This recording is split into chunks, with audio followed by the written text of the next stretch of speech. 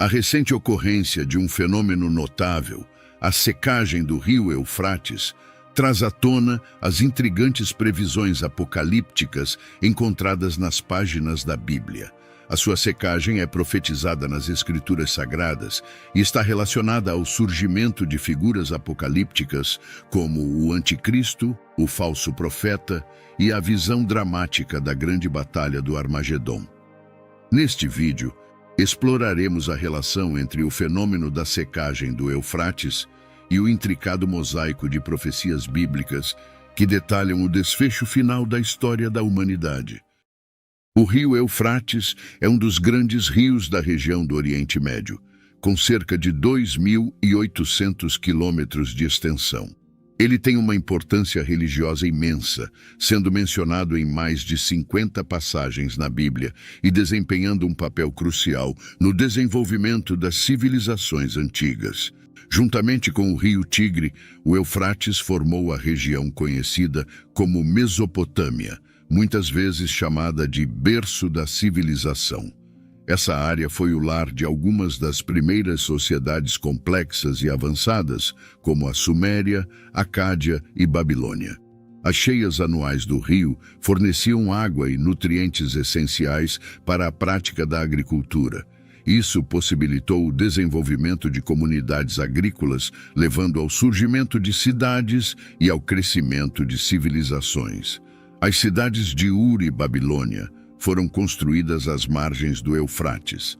Essas cidades eram conhecidas por suas impressionantes estruturas, como zigurates e jardins suspensos, que refletiam a engenhosidade arquitetônica da época. No livro de Gênesis, o rio Eufrates e o rio Tigre são mencionados como dois dos 4 rios que fluíam do Jardim do Éden, um local sagrado onde a humanidade desfrutava de uma conexão íntima com Deus. O trecho específico está registrado em Gênesis, capítulo 2, versículos 10 a 14, e destaca não apenas a geografia exuberante do Éden, mas também a importância espiritual do lugar. A passagem bíblica cita: "E saía um rio do Éden para regar o jardim, e dali se dividia e se tornava em 4 braços. O nome do primeiro é Pison. Este é o que rodeia toda a terra de Havilá, onde há ouro. E o ouro dessa terra é bom. Ali há bidélio e o ônix. E o nome do segundo rio é Gion. Este é o que rodeia toda a terra de Cush. E o nome do terceiro rio é Tigre. Este é o que vai para o oriente da Assíria, e o 4º rio é o Eufrates." É interessante notar que, embora o Eufrates e Tigre sejam identificados, os outros 2 rios, Pison e Gion, permanecem envoltos em mistério. Essa ambiguidade acrescenta um elemento intrigante à narrativa bíblica, provocando a imaginação e deixando espaço para interpretações variadas de qual a localização desses rios nos dias atuais. Vale ressaltar que, na interpretação das referências bíblicas aos rios Tigre e Eufrates, há uma discussão persistente sobre se esses são os mesmos que conhecemos nos dias de hoje. Alguns estudiosos argumentam que, devido a processos geológicos e mudanças nos leitos dos rios, as atuais posições do Tigre e do Eufrates podem não corresponder exatamente aos mencionados na Bíblia. Além disso, há a narrativa bíblica sobre o dilúvio durante o tempo de Noé. As águas do dilúvio, conforme narrado no livro de Gênesis, persistiram por 150 dias. Esse dilúvio cataclísmico teria redefinido não apenas a topografia, mas também a ecologia e a geologia da região, dando origem a uma nova paisagem após a retirada das águas. Essas mudanças poderiam, portanto, afetar a identificação dos rios Tigre e Eufrates, tal como os conhecemos hoje. Sabendo disso, vamos ao que realmente importa e onde todo o mistério começa. A Bíblia, especialmente no livro do Apocalipse, apresenta profecias intrigantes que abordam eventos cósmicos e mudanças significativas na ordem divina. Entre essas profecias, destaca-se a previsão do eventual secamento dos rios Eufrates, um simbolismo carregado de significado espiritual e escatológico. Em Apocalipse, capítulo 16, versículo 12, durante a descrição dos 7 julgamentos ousados, a 6ª taça da ira é derramada sobre o grande rio Eufrates. A passagem revela: "E o 6º anjo derramou a sua taça sobre o grande rio Eufrates, e a sua água secou-se, para que se preparasse o caminho dos reis do Oriente." O livro do Apocalipse é o último livro da Bíblia, conhecido por suas visões apocalípticas e simbolismos profundos. É atribuído a João e aborda temas como o fim dos tempos, julgamentos divinos e a vitória final do bem sobre o mal. Na passagem mencionada, que faz parte das visões apocalípticas, específicas na descrição dos 7 selos e taças, há uma série de julgamentos divinos sendo revelados. Cada taça da ira simboliza um evento catastrófico associado ao juízo de Deus sobre a terra. Quando a primeira taça é derramada, uma ferida maligna e dolorosa aflige aqueles que têm a marca da besta e adoram a sua imagem. Esse evento é uma expressão simbólica da ira divina contra aqueles que se alinham com o mal. Este derramamento de taça é o início de uma série de eventos catastróficos que culminam nos juízos divinos finais. A 2ª taça da ira é derramada ao mar, transformando a água em sangue. A transformação do mar em sangue é uma alusão às pragas do Antigo Testamento, especialmente à praga das águas transformadas em sangue no Egito durante a narrativa de Moisés. Nesse contexto, o mar, geralmente associado à vida e à abundância, é transformado em algo chocante e punitivo. O derramamento da 2ª taça enfatiza a seriedade dos juízos divinos descritos no Apocalipse e sinaliza os eventos dramáticos que precedem o desfecho final da história humana, conforme revelado na visão apocalíptica de João. O derramamento da 3ª taça é descrito em Apocalipse 16, versículos de 4 a 7.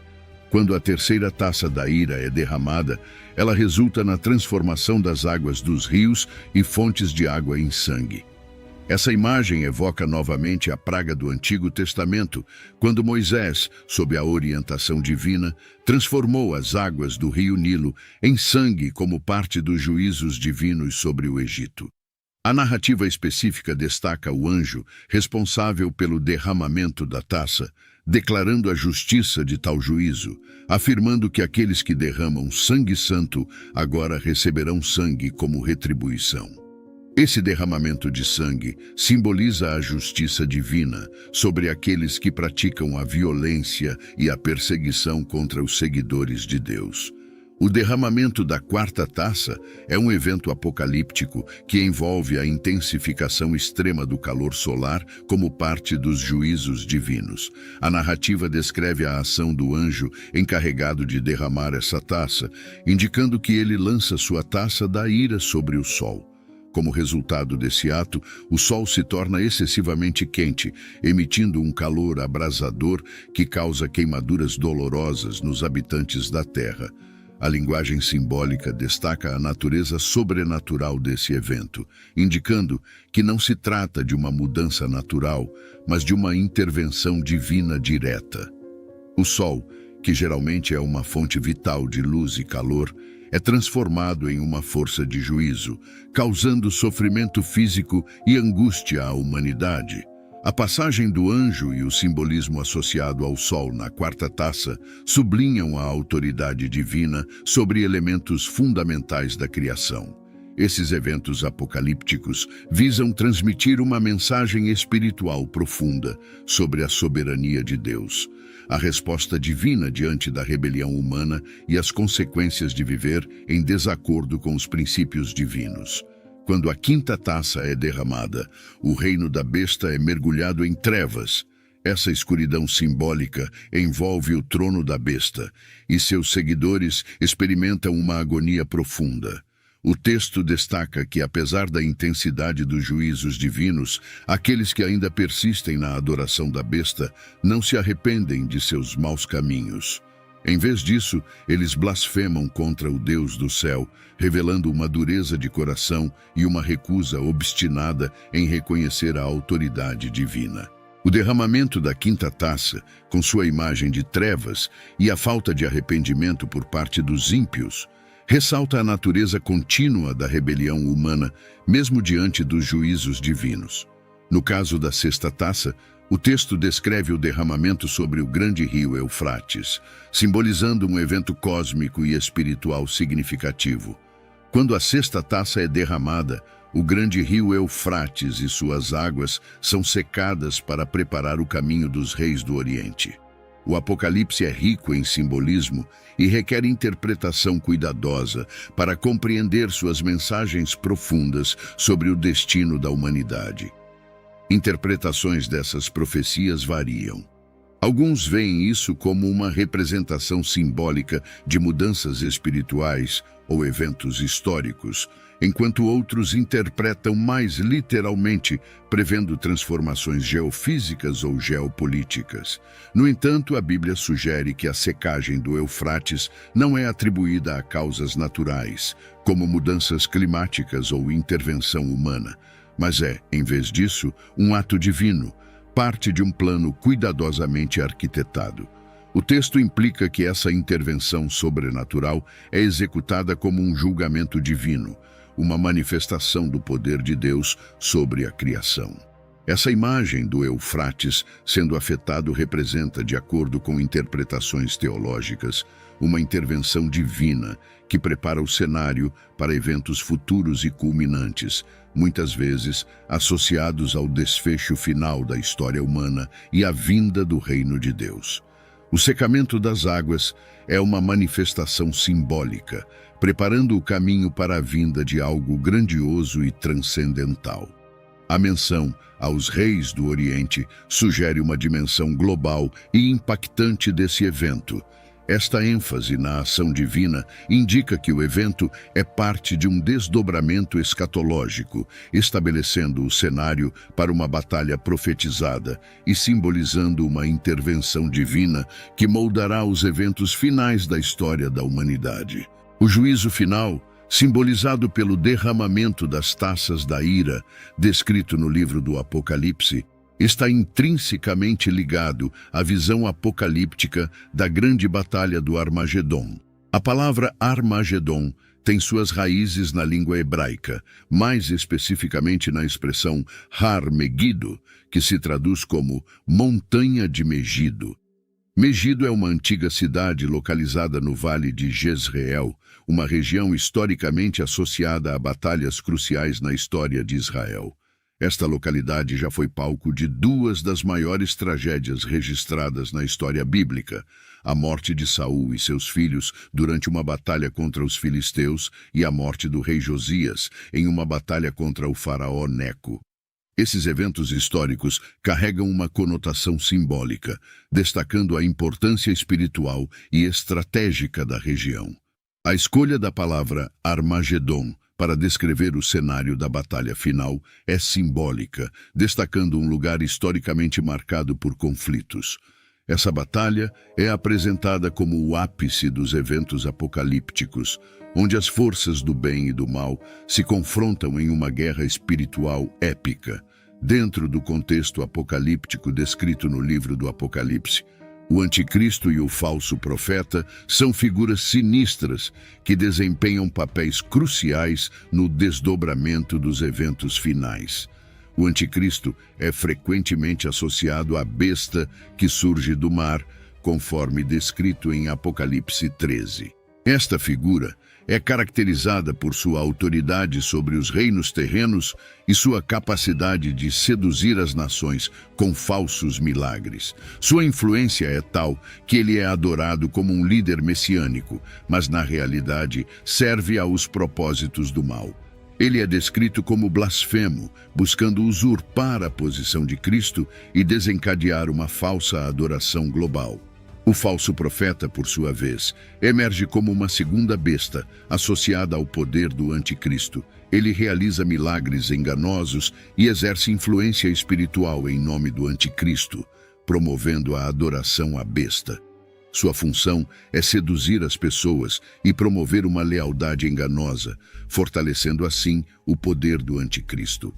Ambos os personagens são peças-chave no drama escatológico, contribuindo para a criação de um sistema global de engano e rebelião contra Deus.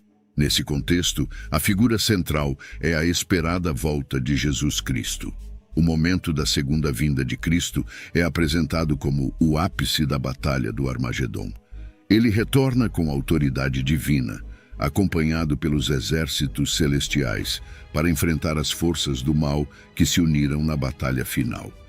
A batalha em Armagedom é descrita como uma luta cósmica entre as hostes celestiais e as forças malignas reunidas na Terra.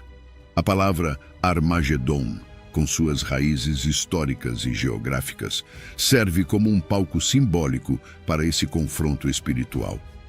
A narrativa apocalíptica destaca que, no desenrolar dessa batalha, Jesus emerge como vencedor. A destruição dos inimigos de Deus é retratada como parte do juízo divino, resultando no estabelecimento final do reino de Deus. Esse é o momento apoteótico onde a justiça divina triunfa sobre as forças do mal e a promessa de uma nova ordem cósmica é cumprida. O livro de Apocalipse, capítulo 19, versículos de 11 a 21, desenha uma visão espetacular da segunda vinda de Cristo e a batalha do Armagedom. Neste cenário apoteótico, uma figura montada em um cavalo branco, chamada de Fiel e Verdadeiro, emerge com olhos flamejantes, muitos diademas sobre sua cabeça e vestida em uma veste tingida de sangue, cujo nome é a Palavra de Deus. Acompanhado por exércitos celestiais, vestidos de linho branco e montados em cavalos brancos, ele lidera uma investida justa. Uma espada afiada sai de sua boca, simbolizando o julgamento divino. O título, Rei dos Reis e Senhor dos Senhores, adorna seu manto e coxa. Um anjo convoca as aves do céu para se reunirem à ceia do grande Deus, preparando-se para o julgamento que se desdobra. A besta, juntamente com os reis da terra e seus exércitos, enfrenta a divina intervenção, resultando na prisão da besta e do falso profeta. Estes são lançados no lago de fogo, enquanto os demais encontram seu fim pela espada que sai da boca daquele que cavalga o cavalo branco. A cena é uma representação poderosa do triunfo do divino sobre o maligno, a justiça que prevalece e a realização das profecias apocalípticas. Essas profecias, inseridas na narrativa bíblica, instigam a reflexão e alimentam especulações sobre o significado e o desdobramento final dos eventos profetizados. O Eufrates, através dessa profecia, torna-se não apenas um rio geográfico, mas um elemento vital na teologia, nos convidando a contemplar os mistérios do futuro e a buscar uma compreensão mais profunda do plano divino. Se você gostou desse vídeo, peço que deixe seu like, se inscreva no canal e clique em algum destes 2 vídeos que vai aparecer na sua tela. Tenho certeza que vai adorar.